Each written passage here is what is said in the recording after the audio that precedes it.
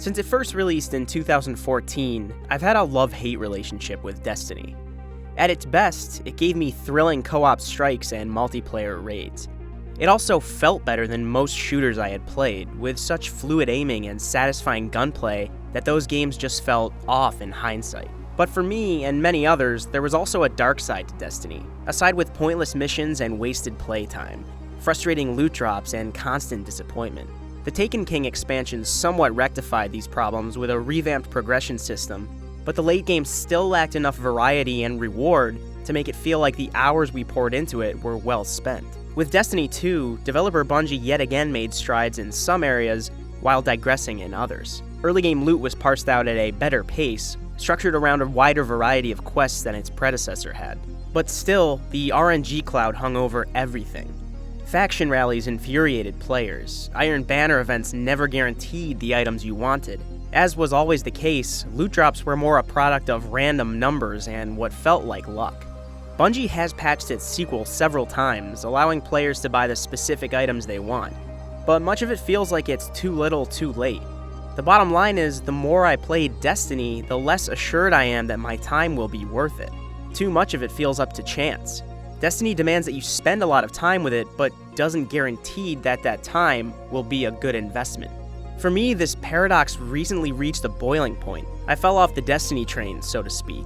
With so many other games releasing, I couldn't justify pouring hours into the sci-fi shooter every day, or even every week. Yes, the game's mechanics are airtight, and as a fan of shooters, I have to tip my hat to Bungie. And I don't judge anyone who has stuck with Destiny 2 since its release. But within this sci-fi universe, I never really felt in control of the outcome. And barring any major overhauls to the way Destiny 2 inherently functions, I decided to avoid this type of game.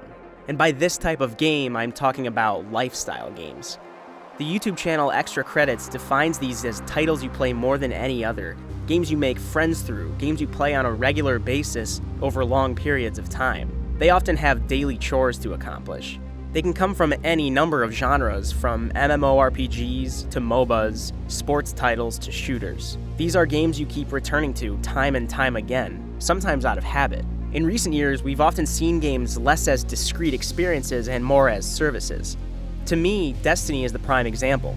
Ubisoft's The Division also aimed to scratch that itch. And based on everything we've heard so far, it seems like BioWare's Anthem will follow in the same vein.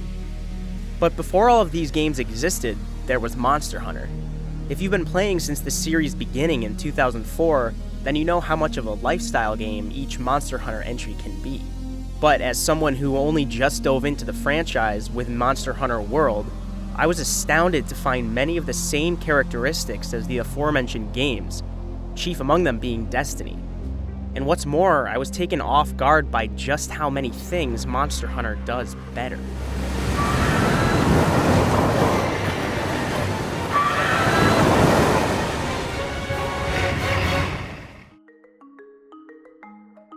I know I just said I was swearing off this type of game, but hear me out. Although Monster Hunter is designed to be a time sink and many of its quests and events will likely become repetitive over hundreds of hours, it actually gives you control over much of the outcome. Yes, there is RNG involved with certain item drops and limited time events, but throughout my time with Monster Hunter World, I never feel as if I'm wasting it. That's because the game embraces an idea that Destiny and The Division rarely do: agency.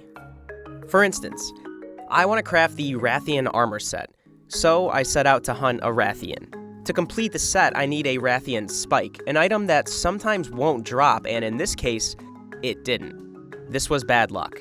What sets Monster Hunter apart is the fact that I can greatly increase my chances of getting that spike next time by severing the creature's tail. It gives me more control than I might otherwise have.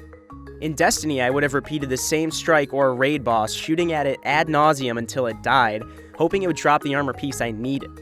Yes, you can pop a 3 of coins in the hope of buffing your chances at better loot, but you never really know if your efforts will come to fruition. In Monster Hunter, your intentions mean much more. The same rings true with armor and weapon crafting. Unlike in Destiny, you're not waiting for the weapon you want to drop with the exact modifiers you need. In Monster Hunter, you set your goals, you hunt the intended monsters, gather the necessary parts, and you control the weapon modifiers you work for. Furthermore, Monster Hunter's focus on agency results in more chances to prepare for upcoming assignments. I can eat specific meals for certain stat boosts. I can outfit my Palico cat companion with stronger gear. I can equip myself with the armor most resistant to the next monster's bleeding attacks. I can also accept the most useful bounties for the hunting grounds I'm heading into, ensuring I'll have upgrade points to spend on existing armor or to reinforce new ones. This brings me to my next point. In Monster Hunter, very few rewards feel useless. While Destiny supplies a constant slew of boots, robes, weapons, gauntlets, and class items, most of it will be cast aside or converted into some sort of currency in the late game stages. In Monster Hunter World, however, that Radoban armor can remain useful in the later hours, especially when you upgrade it to its alpha or beta forms, allowing for gems that increase certain resistances, aiding you in your fight against a high-level opponent. This all results in, as my coworker Jean-Lucas said, a much blurrier line between the early game and late game. In Destiny and The Division, the first half felt like a completely separate experience from the latter. In Monster Hunter World, it all feels cohesive, once again conveying the feeling that every hour I spend will contribute to my goals. I'll use numerous loadouts after dozens of hours. I'll swap between weapon types as I hunt new monsters. I'll gather herbs for potions and bugs to make traps. It all feels worthwhile because it all encourages self-improvement. I'm not just grinding to reach the endgame, but enjoying the journey there in the first place. The control freak in me appreciates Monster Hunter's habit of respecting my time. It makes Destiny and The Division feel almost obsolete in their current forms. If I'm going to pour days or weeks into a single game, I want to know it values my effort. I may have sworn off these so-called lifestyle games for a while, but Monster Hunter World has me hooked. And it's nice to not feel exploited.